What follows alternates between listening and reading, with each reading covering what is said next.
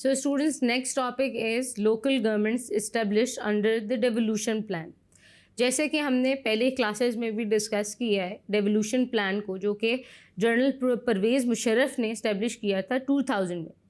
تو local government system was basically a new system which was named as devolution of power and responsibility plan. اس کا main purpose یہ تھا کہ D centralise کی جا سکیں پاورس کو اور رسپانسبلٹیز کو، اور جو گورنمنٹ کے سارے افیئرز ہیں ان کو گراس روٹ لیول تک لے کے آیا جا سکے. ڈیولوشن پلان کے انڈر اسٹوڈنٹس 4 ٹیئر سسٹم تھا، اور وہ کیا کیا تھا وہ دیکھ لیتے ہیں. 1 union council, 2 city district, 3 tehsil council and 4 district council.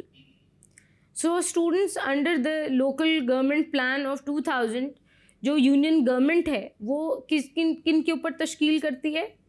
ناظم، نائب ناظم، union council and union administration. اس کے اندر ٹوٹل 13 ممبرز جو ہیں انہیں الیکٹ کیا جاتا ہے، اور ان کی ڈیوٹیز میں security arrangements, annual development programme اس کی اپنی ہی جورسڈکشن میں. اس کے علاوہ ٹیکسز امپوز کر سکتے ہیں، تمام تر جو کرائم کے اس ایریا کے معاملات ہیں ان کو ڈیل کر سکتے ہیں، ان کے ساتھ ان کی جورسڈکشن میں آتا ہے اس کو ہینڈل کرنا. نیکسٹ پہ آتا ہے آپ کی سٹی ڈسٹرکٹ. وہ that shall be divided into a number of towns on the basis of population.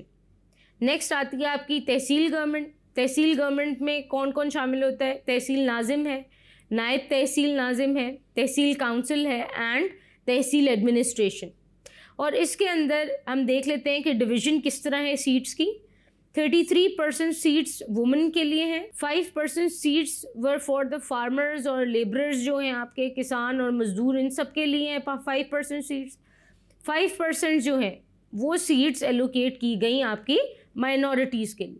Next is the district government. District government میں ناظم ہے، نائب ناظم، کاؤنسل اینڈ ایڈمنسٹریشن.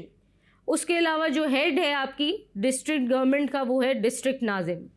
اس کے پاس کیا کیا پاورز ہیں؟ اس کے پاس پاورز ہیں کہ وہ ٹیکسز امپوز کر سکتا ہے.